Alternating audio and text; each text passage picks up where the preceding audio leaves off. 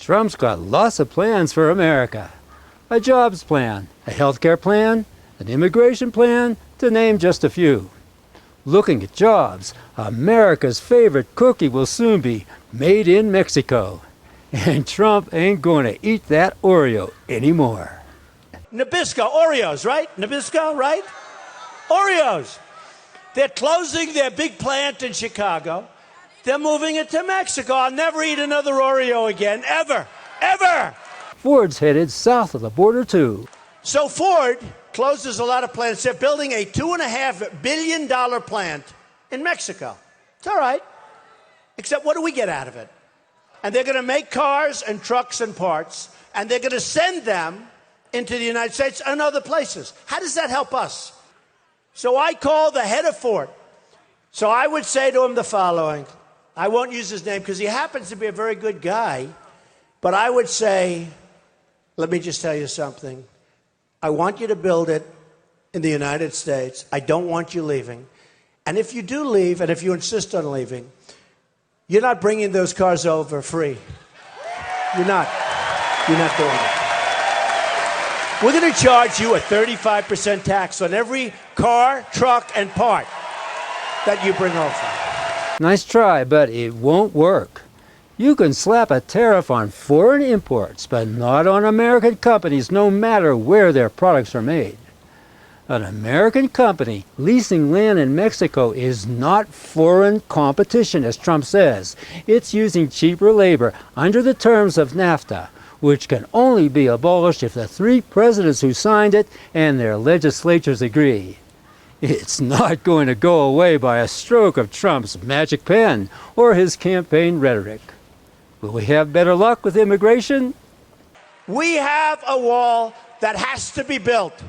We have problems coming in like nobody has ever seen before. It has to be built. Has to be built. We want to keep people here. We want people to come in legally. And I say,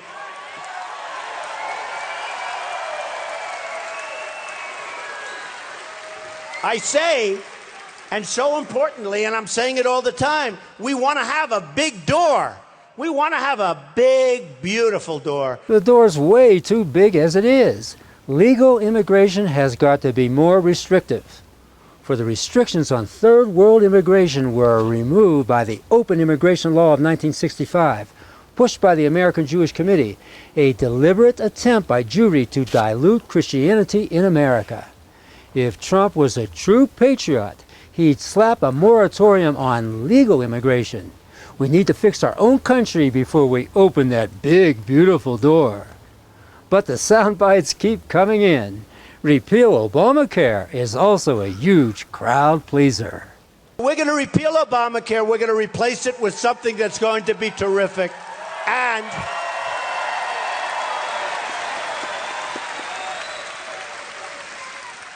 it's going to be terrific. It's going to cost our country very little. And people are going to be able to have their doctor, have their plan, pay less money. You know, I say I'm a conservative with heart because we're going to have that great health care program, but we're going to take care of everyone. We're going to take care of people. Sounds like a socialist to me. Taking care of everyone is right out of Bernie Sanders' playbook. Instead of Obamacare, we'll get Trump care. Big Brother will take your temperature and stick a needle in you too. So much for making America great again. Bottom line, Trump got the green light to launch his campaign in order to knock Rand Paul out of the race. Don't you know that Sheldon Adelson and the Republican Jewish coalition call the shots? And there's none they hate more than Ron and Rand Paul.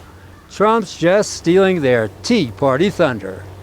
He already signed on to the Republican Party platform with its Israel First agenda, and Sheldon and friends like that. Hate to burst everyone's bubble, but the Jews got their man in Donald Trump.